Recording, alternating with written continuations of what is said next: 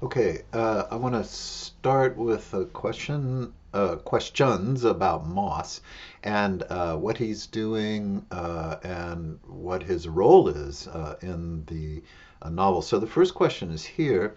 Why does Moss stick to the money like that? He's in dangerous situations after he runs away from his house with the money, and then there's danger to Carla Jean.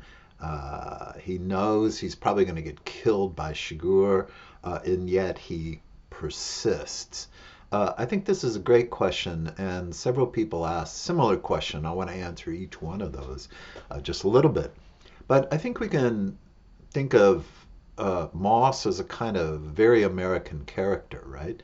He's a Vietnam veteran, and the veterans were not treated that well after Vietnam. They were given a pension, of course, money to support them, but not very much. They were given hospital treatment, but not great hospital treatment. And there's a Veterans Administration, which has hospitals and doctors. So, kind of the deal was if you go and fight in Vietnam, you'll be taken care of by the government. Well, this turned out to not be true, right? And in the beginning of this film, right, it starts out with him hunting for antelope, which of course is to feed himself and probably to sell, right? We don't know if that's his land, if it's okay to be hunting there, even, right? So the idea is that, he needs the money, right? He's living in a trailer. A trailer is kind of thought of as a temporary home, right? It's a mobile home that you can move from place to place. It's not a great place to live, but it's good enough, right? And it's cheap. It's distant from everything else. You don't have to share a wall. So he's not in bad economic situation, but he's not in great economic situation either. So the money, I think, is something that he wants and that everybody wants. Everybody wants to be instant millionaire. And we don't know exactly what he's thinking completely. He's taking action, right? He's a man of action more than a man of thought. And because of that, he keeps going, right? He keeps pursuing what he's pursuing without stopping. This is a little bit the same as what happened in Vietnam, ironically, which is the America got involved in Vietnam and couldn't get back out, right? They were stuck inside that. So that's one way to think of American character, thinking of it as a kind of symbol of Vietnam, the inability to stop something that you know is dangerous. But I think we can also think of Moss as, being a kind of typical American that wants to get rich and wants to be comfortable and feels they deserve the American dream. He's a hunter. He found the money. He didn't kill anybody. He's not hurting anybody. He's stealing from the drug dealers. So what's wrong with that? So I think all of these things work together to try to work together in his mind to keep him going. Um, Another question, which is connected to that, why doesn't Moss return the money like he just wanted it or he couldn't go back anymore? I talked about that a second, or other reason. And why didn't Moss accept Wells' proposal? He couldn't believe Wells or he wants to avoid any violence or other reason.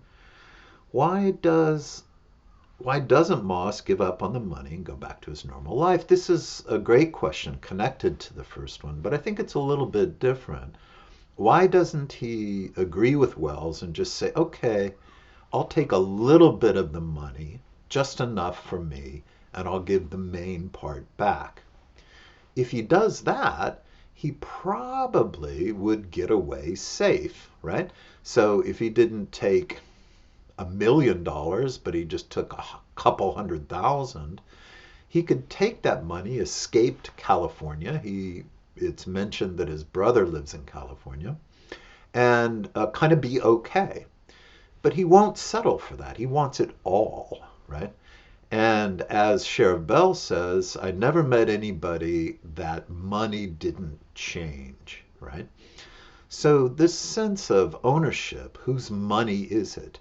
And that idea, I think, can be expanded a little bit, which is the idea of turning the land into profit, which is very American. Exploit the oil, destroy the land to make money, use it for cattle, which contributes to global warming and climate change.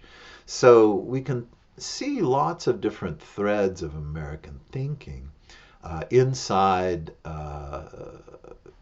the thinking, inside the thought of Moss. One more question about Moss, who I think is a really interesting character. It says about right here, on around page 84, Moss seems to prepare for something. For example, he unscrews the air duct in the motel. I thought it meant he makes a trap or something, but I'm not sure because it doesn't catch Shiguru and it is not made use of in the following scenes. For what is he doing it? Great question. Why a lot of his actions are not clear to us, right? Because we're not him, but also we're not, people who would take the money. I think most of us would give it back and get away from it. The money is poisoned, right? It's drug money, right? Again, that goes back to the Bible, where Jesus, his whereabouts, where he is sold by Judas, and the idea of money as being blood money, right? Money for blood, and the money itself is very kind of infused with, or comes from, or is created by this drug industry. And he does many things to protect himself that we would not think of. He's a welder. A welder is somebody who puts metal together, right? So he knows how air ducts work. And because he's a welder, he knows how to put the metal, right? The metal is where the air conditioning goes, right? Or heat, but air conditioning in Texas. And so he knows how that works, and he knows how to go from room to room, how building works. He must have worked on it before, and just, he's sick of being a welder. He was a welder in Vietnam, no doubt. Very important to have a welder during wartime. So I think we don't always know the reasons, and part of the story, the craft of this story, I think, is that we don't know what's going on all the time, right? We're kind of like, whoa, wait a second, what is this, right? But everything has a logic after we get to the end of the scenes. And I think with Moss, that's especially important. We know what Shiguru is doing. We know what the sheriff is doing. But in the middle with Moss, we don't always know what he's doing or why he's doing it. And that's what makes him an interesting character. Okay, let's move on to some questions about Shiguru. First question. Whenever Shiguru kills people, the depiction is very detailed. I think one reason is to emphasize his psychopathic nature, yes, but I can understand his abnormalness without very specific details. But the author writes about each of the tools he uses and movements when he kills people. Why does the author write the very specific details of his murder so much? The details of his murder aren't important for the story, I guess. Is there any reason except emphasizing his psychopathic nature? Well, I think there are some other reasons. I think that's the main reason, right? The details give us a sense of realism. And realism is important because it's scary, right? Scariness comes from being able to picture it, being able to realistically believe in that. And I think that creates a kind of belief in the story, and especially surrounding death, because we usually look away from death, right? We don't want to see that. We don't want to look at that. But the the novel is trying to make us see it, right? It's holding our head and saying, look at this. You need to think about it because it's a reality. And we can cover it up, not look at it, put flowers around the casket, cover up the body, right? But this is what we normally do. And we need that because to sit and think about death all day is depressing. But the novel wants to put these deaths in a specific story, in a narrative. And that narrative is geared towards making us think about our actions individually, but also communally, socially, right? This novel is criticizing America's dependence on drugs, America's loss of ethics, America's increasing violence. And because it's criticizing those things, it wants us to see that. Look at this. You want drugs? You want guns? You want no ethics? Bang. This is what is there. So it's not just Shiguru that's psychopathic. It's America. It's the society. It's the craziness of this drug culture that he's trying to make us see. And while I agree with you, I tend to look away a little bit. It is important for us to take a look at that. And maybe that's a difference between the film and the novel. With the novel, I think I always feel better to read about it. Looking at certain things, I just can't do it anymore. Next question. Do the names of the characters have meaning? Yes. Shiguru sounds like sugar, but he isn't a sweet person like sugar, so is it like irony? Yes. Shiguru is a very strange name. I've never heard that name. We don't know how to pronounce it. He seems foreign, and in America, there's lots of foreign names, right? There's names that are, we've never heard of before. And that's kind of unusual part of American names, right? But Shiguru is especially strange, and there's no other character with this. So yeah, I think probably when he was developing the name, he took it from sugar and made a kind of character who was opposite to that, right? Who was so unlike sugar, unlike anything pleasant. He's the opposite extreme of that. A bell's name, of course, is important. A bell is ringing, bing, bing, bing, bing, alarming, waking us up, calling us to dinner, changing place, right? So a bell sounds and gives us a message, sends a message. So think of New Year's in Japan.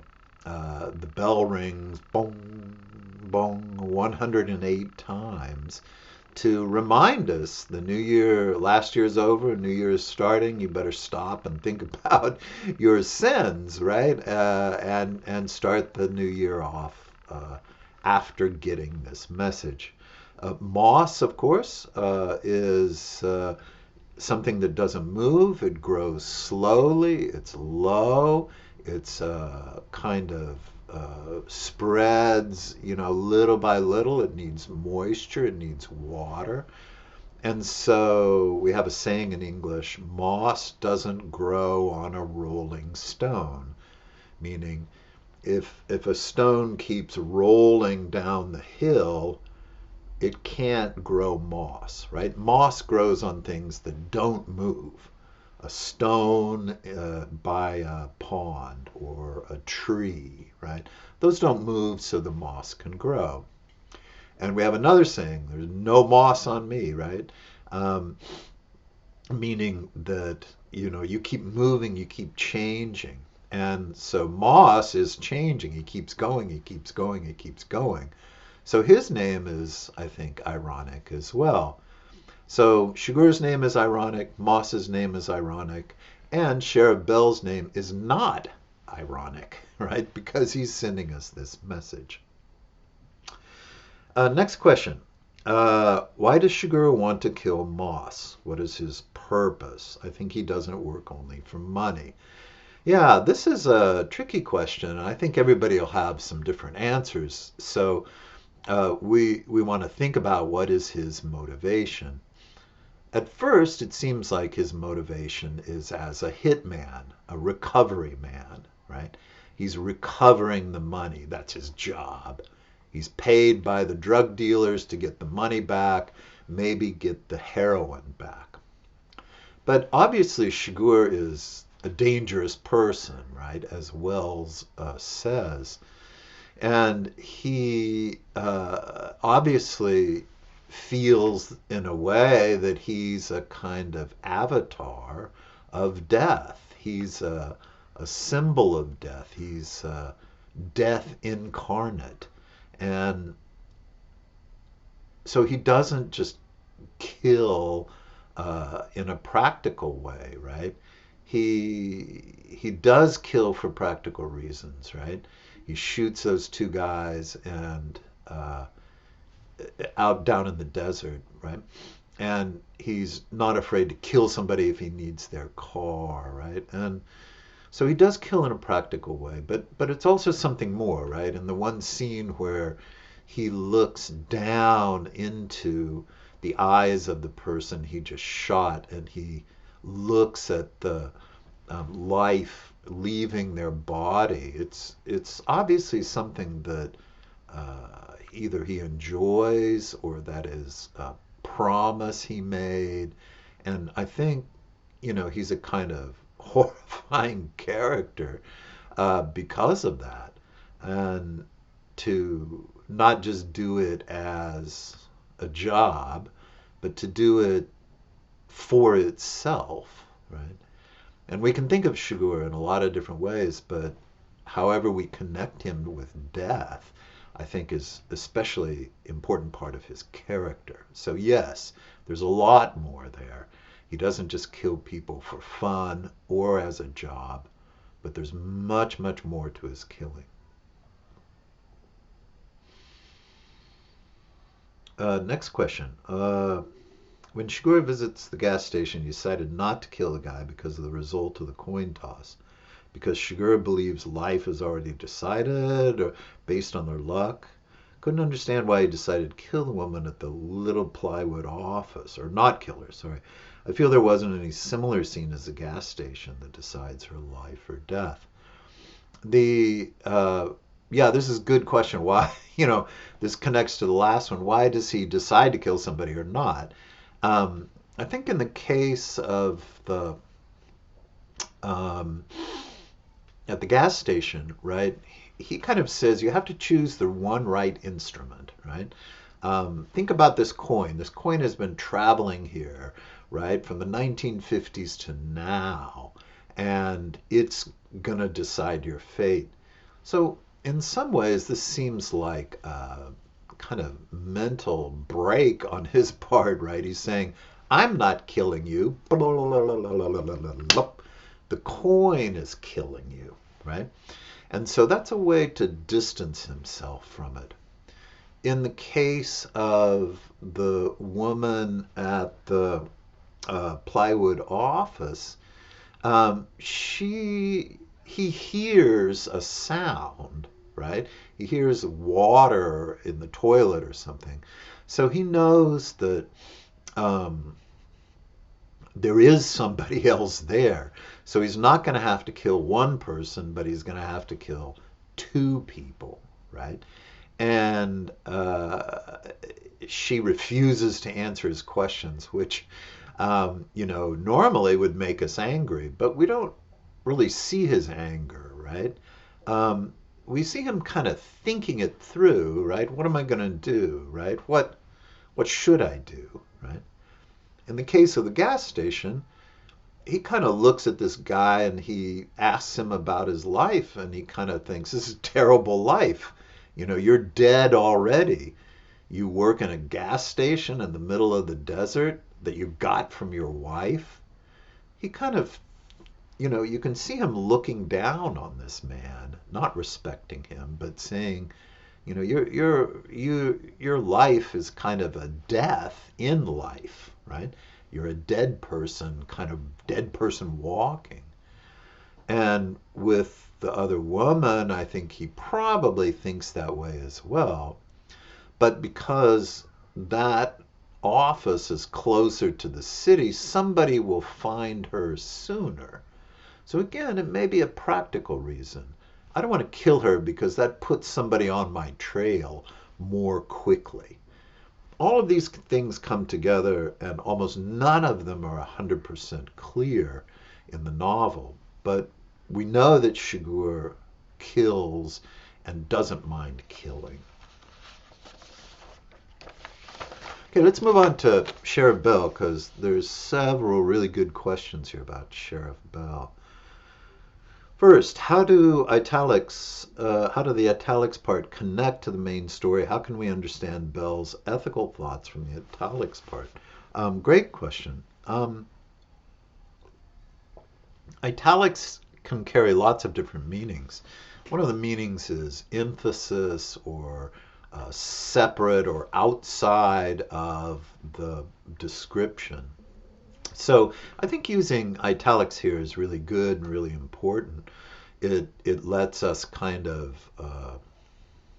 see it as outside the story, right? So Sheriff Bell is inside the story, but his voice is outside the story. And that outside the story point of view is important because Sheriff Bell is really the ethical center of the novel. And in all the novels we read this semester, there's always an ethical character. There's always at least one. But usually there's someone who has a very solid sense of ethics, what's right and what's wrong, that makes the story go forward. Because if there's no right and wrong, a story is pretty grim, right? There are some stories like that. There are novels and films where everything is just terrible and nobody has any sense of right and wrong. By right and wrong, I don't mean what we usually think, because we could have a movie about the mafia, right? And the mafia has rules. It has a code of honor, a code of conduct. And the mafia movies, you break the rules and you suffer. So it is a system itself. So I don't mean, and not a good system, I'm not agreeing with that, but there's always right and wrong in the vast majority of stories of all kinds. And without that, we'd be lost, right? We couldn't follow the story if it's just killing, killing, killing, killing, killing, killing, killing. It's just too much. We can't look at that. Nobody could see that, or cheating, cheating, cheating, cheating, cheating. We can't follow a story like that. We have to have a sense of closure. We have to have a sense of containment. And I think those italics, the stories that Sheriff Bell talks about are really important. And it's very indirect. He's not saying, this is right and this is wrong. He's saying, let me tell you a story, right? And here's another story, and this happened, right? All of those things show us what he thinks, what he believes. So we may not think of that as ethics, it's more of his belief system. But it is very ethical, right? What he says is extremely ethical. And I think because this story is pretty violent and pretty tough, we need that, right? We need some goodness there. We need to like sit down with the sheriff and kind of relax and talk to him, because to just look at Shiguru the whole time would be just too much. Uh, Next question. What does the sheriff symbolize? What is his message? This gets back to the question before. What's the meaning of that the sheriff keeps talking about the past at the beginning of every chapter? Well, I think he talks about the past a lot because that's where he finds value, right? The story is moving from a very distant past, World War II, up to Vietnam, right? And World War II, people called the Good War, right? Because it seemed like it was so clear. It seemed like these military fascist countries were bad and America was good. It seemed very black and white. And so the things that happened, right, in World War II, which is what Sheriff Bell experiences, are really different from what Vietnam was, right? Vietnam was just like not okay from the beginning. And there wasn't a clear sense of right and wrong. You know, America is bombing peasants and dropping napalm, and it's very confusing. And so I think that Sheriff Bell lives in the past, right? Like many people. And he's very conservative. He's very traditional. He's looking back to the past to find the value of life. And so because of that, he says, look, we should go back. We need these things. We need this way of thinking and feeling. And so all the time at the beginning of every chapter, right, he's bringing back. We need to bring this back. We need this, right? The modern world is maybe not so great. And there's some better things in the past that we should save and use. Next question. Sheriff has something in his words, as he always says, I don't know, or maybe. All those words that he says have meaning or show his characteristics. Even though he is an old man, he knows many things about crime. However, he is not sure about criminal situation. So I would like to ask you if his words like, I don't know, or maybe, if they have meaning or connection. Yes, I think they do. That's a great question. Um, the question I think is, there's the law, right? This is a crime, this isn't a crime. That's really clear, and that's part of his job. But Sheriff Bell does something more than that, right? He gives respect, he gives morality, right?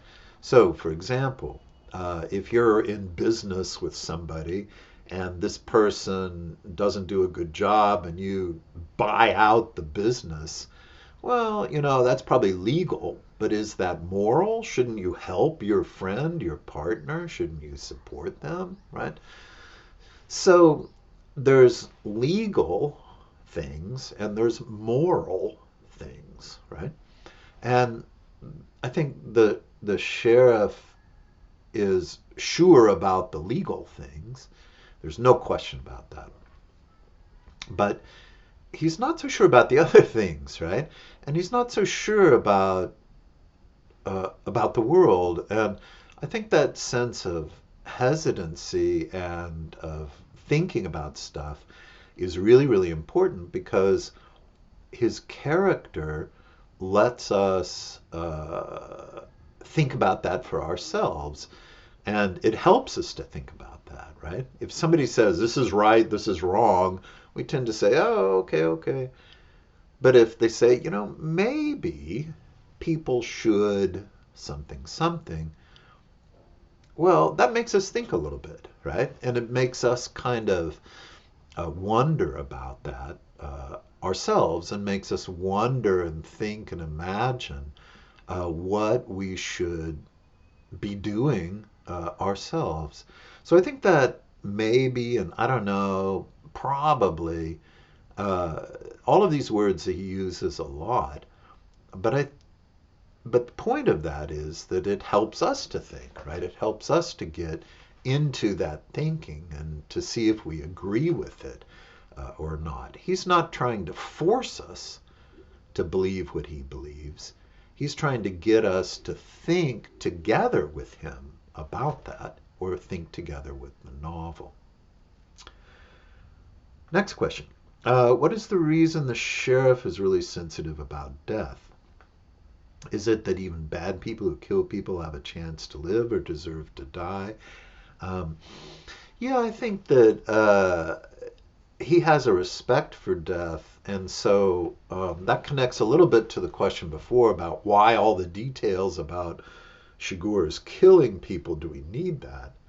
Well, I think we do in a sense because if we can look at the reality of death and yet, from Sheriff Bell's point, think about it and respect it, that makes us even stronger, right?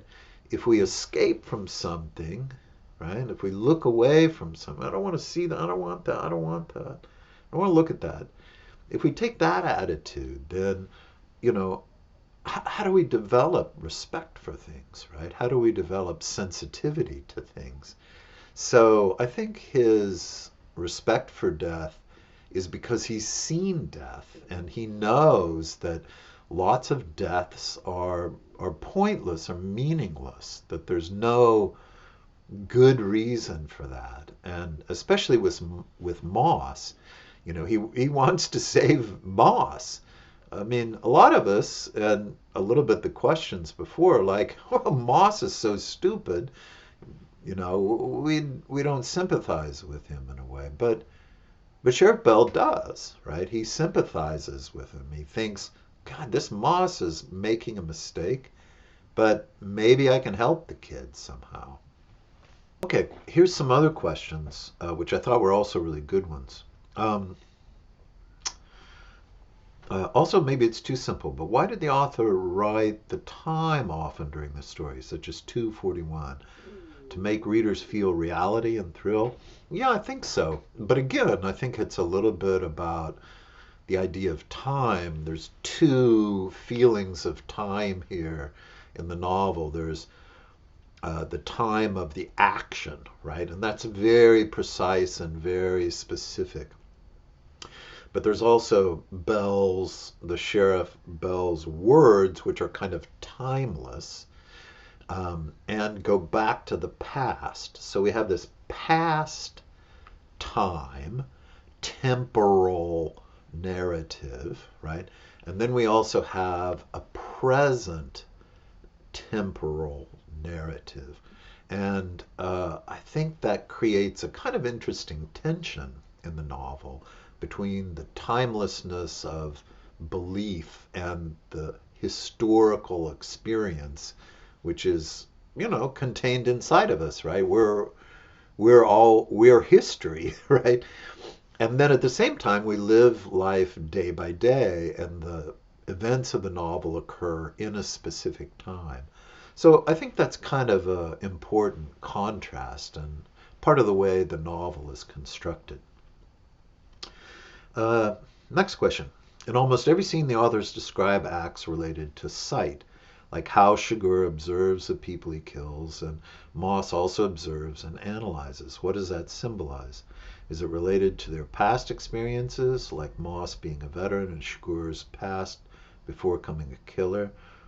Yeah, this is great. I think sight is very important in this novel. They're always looking. It starts out, right, with Moss looking, right, looking through the telescope on his gun at the distance, right, to seeing far away. And again, this is a technology of sorts, so that technology to see is contrasted with the technology to kill. That's kind of the beginning image of the novel and the film too, as you'll see.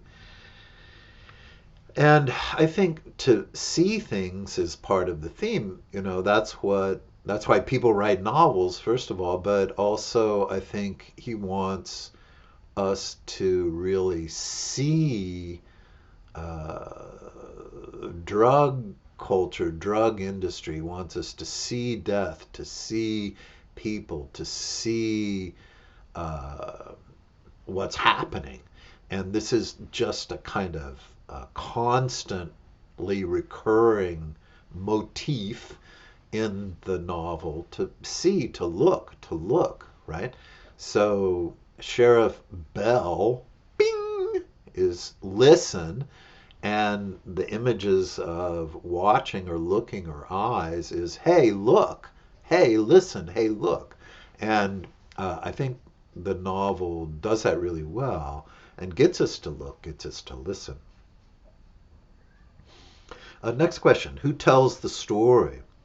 I thought Ed Tom tells the story of the whole thing's happened. Who's the protagonist of the story? I thought Moss was the main character, so I was very surprised when he was killed, as we'll see.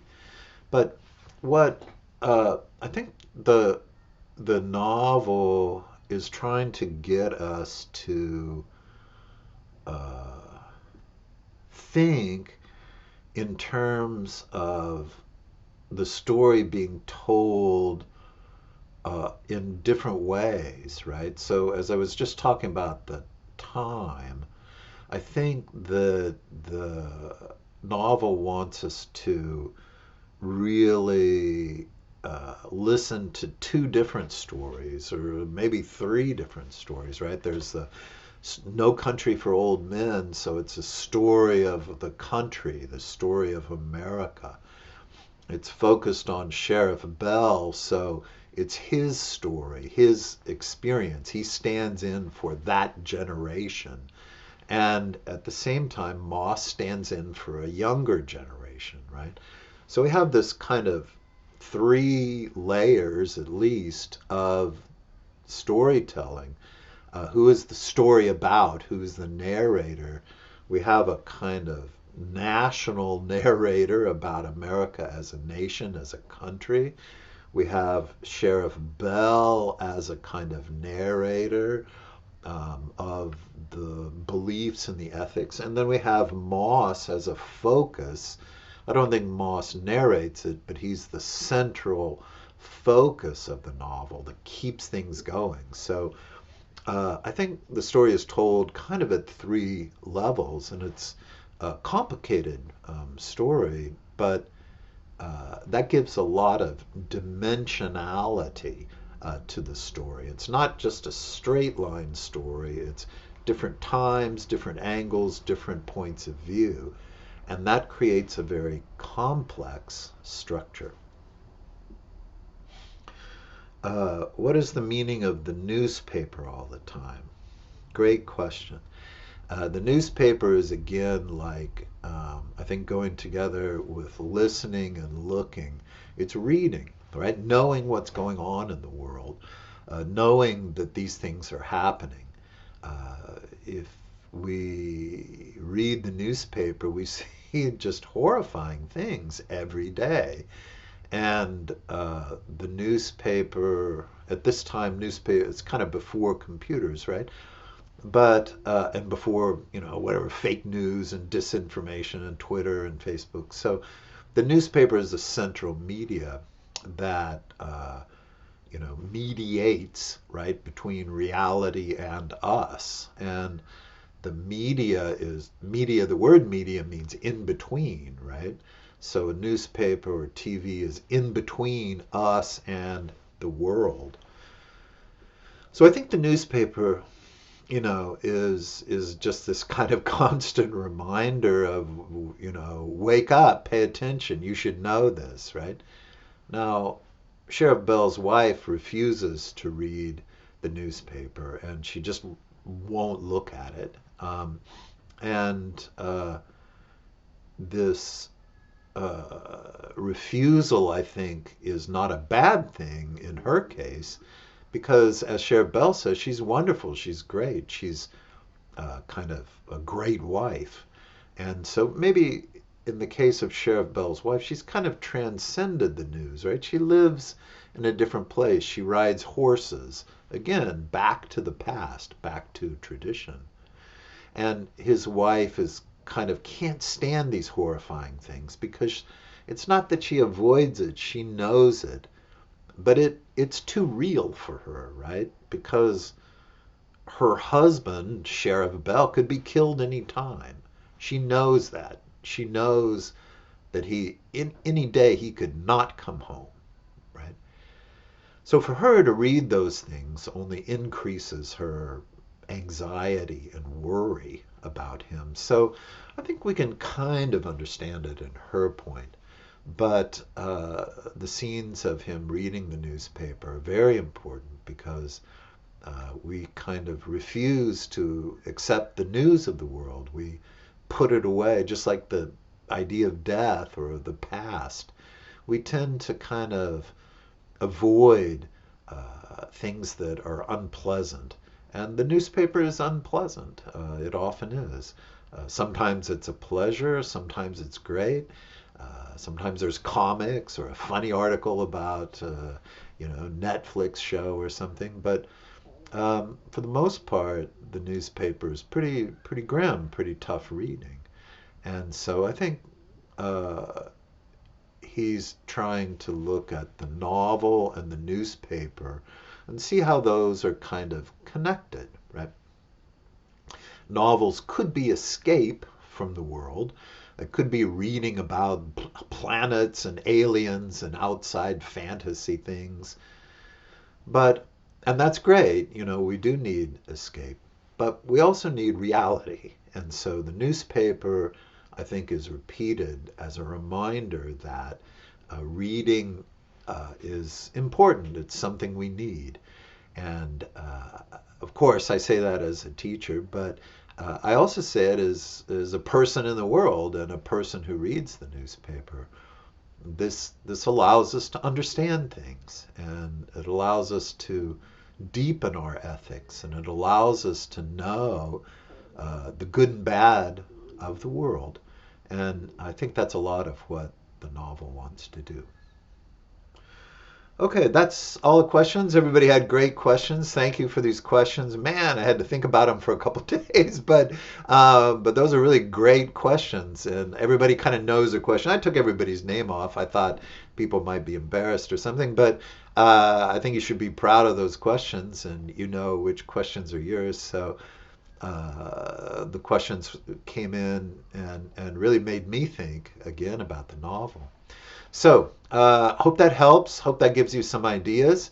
Hope that will get you back into the novel and look at some of the big issues that's inside there. That's all for now. I will see you soon.